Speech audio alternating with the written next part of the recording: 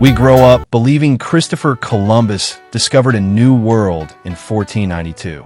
But here's the paradox. What if I told you that New World was already old? Long before European sails appeared on the horizon, empires had risen and fallen, cities had thrived and collapsed, and civilizations had written their own chapters of glory and tragedy. This wasn't an empty land. It was a continent humming with power, culture, and secrets.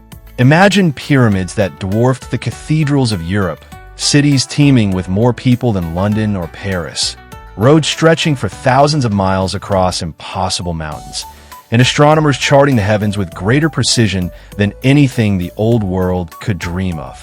These weren't scattered tribes. They were nations, kingdoms, empires. And yet, today, most of their names are forgotten. So why did history erase them? And what secrets lie buried beneath their ruins, waiting to be uncovered? Before Columbus ever set foot on American soil, the continents were alive with human ingenuity. This wasn't some untouched wilderness. It was a world of organized societies, vast trade networks, and cultural brilliance. Imagine standing on the banks of Mississippi and looking up at Cahokia, a sprawling city larger than medieval Paris, its giant earthen mounds towering over the landscape. This was no backwater. It was a center of commerce, power, and ritual. Travel south, and you'd find a Maya gazing at the stars, charting celestial patterns with a mathematics more advanced than anything in Europe. Cross the Andes, and you'd step onto Inca highways, stone roads running for thousands of miles, binding together a mountain empire without a single wheel, horse, or iron tool. It was a world interconnected, advanced, and mysterious. And yet, just as these civilizations reached their heights, shadows of collapse, betrayal, and conquest were already forming. The story of the Americas reads like an epic with civilizations as its characters. At the dawn stood the Olmecs, the mysterious first builders. They carved colossal stone heads, each weighing tons, and left behind symbols of power and spirituality that still puzzle archaeologists. Who were they? And how did their vision shape every culture that followed? Then came the Maya, the masters of time. Their towering pyramids weren't just temples. They were calendars aligned with the cosmos. They believed blood fueled the gods, and their rituals were as breathtaking as they were brutal. Their mathematics, their astronomy, their writing all centuries ahead of their European contemporaries. Yet beneath this brilliance lurked fragility. Famine, wars, and rebellion gnawed at their cities. And then the Aztec, the empire of warriors. Born from wandering tribes, they forged a capital, Tenochtitlan, on a lake, a city so dazzling that Spanish chroniclers compared it to Venice. Fierce, feared, and unyielding, they demanded tribute in gold, food, and blood. But even as they grew in power, their neighbors whispered hatred, waiting for a moment of weakness. High in the Andes, the Inca ruled like mountain kings. With no wheels, no iron, no written language, they controlled an empire larger than Rome at its peak. Their emperor was worshipped as a living god, and on his command, armies marched across roads still walk today. Yet, beneath the surface, rivalries festered, and ambition threatened to tear them apart. And far north, the Mississippians of Cahokia rose and vanished in mystery. Their massive mounds, silent now, were once centers of ceremony and power. Why did they disappear so suddenly?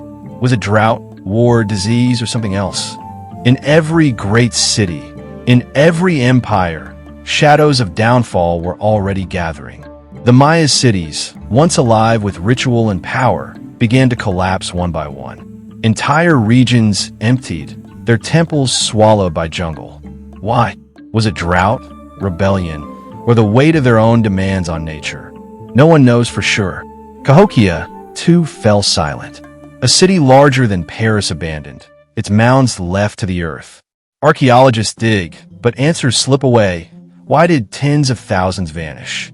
Famine, flooding, disease? Or something darker? The Inca, for all their might, faced their own unraveling. On the eve of European contact, a brutal civil war broke out between two rival brothers, Atahualpa and Huáscar. That single crack in their empire would prove fatal when strangers appeared on the horizon. And it leaves us with haunting questions. What if the Maya had survived? What if Cahokia had endured? What if the Inca Civil War had ended differently? Would Columbus have met equals? Armies and empires as strong as his own, instead of conquerable kingdoms? Picture a Maya ritual at dawn. Priests climb a towering pyramid, incense smoke curling into the sky, drums echoing through the jungle. Thousands gather, watching as blood is offered to gods, time itself measured in ritual sacrifice. This was their power, the belief that they held the universe in balance. Now, shift to the Andes.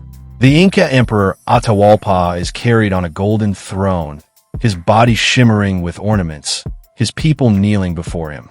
In this moment, he is a god on earth, his empire stretching across deserts, jungles, and mountains. Across the Valley of Mexico, Aztec warriors watch the heavens. Strange omens, comets, lightning striking temples, visions in the sky, fill them with dread. To them, the gods are speaking, warning of a cataclysm to come. And on the vast plains of Cahokia, tens of thousands gather on a massive mound, silent under the stars. Their ceremonies reach into mysteries we still cannot fully grasp. The drums beat, the fires roared, and for a moment, the Americas stood as empires of their own destiny. Yet, just beyond the horizon, sails were coming.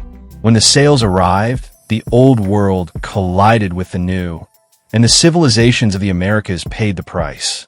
Disease swept through populations, killing millions before the first battles were even fought. Conquest followed, burning cities, shattering dynasties, and rewriting history in blood. But not everything was lost. The Maya's knowledge of time and astronomy still shapes calendars and rituals today. The Inca's roads are still used in modern Peru. The Aztecs' culture, language, and food survive in Mexico, their spirit carried forward by descendants. The Olmec's art echoes in every Mesoamerican civilization that followed. And Cahokia's silent mounds still rise, mysterious reminders of a lost city. These were not empty lands waiting to be discovered. They were worlds of their own, erased too soon, their legacies scattered like whispers across time. And so we return to the paradox. Did Columbus discover a new world, or stumble upon one that was already old, already thriving, already rich with history? When we remember these civilizations, we begin to see the truth. Discovery was never the right word. So here's the haunting question. If the Maya had endured, if the Inca had stood united, if the Aztec had turned their omens into strategy, would the history of the world look completely different today? What do you think? Were the Americas truly forgotten, or were they erased?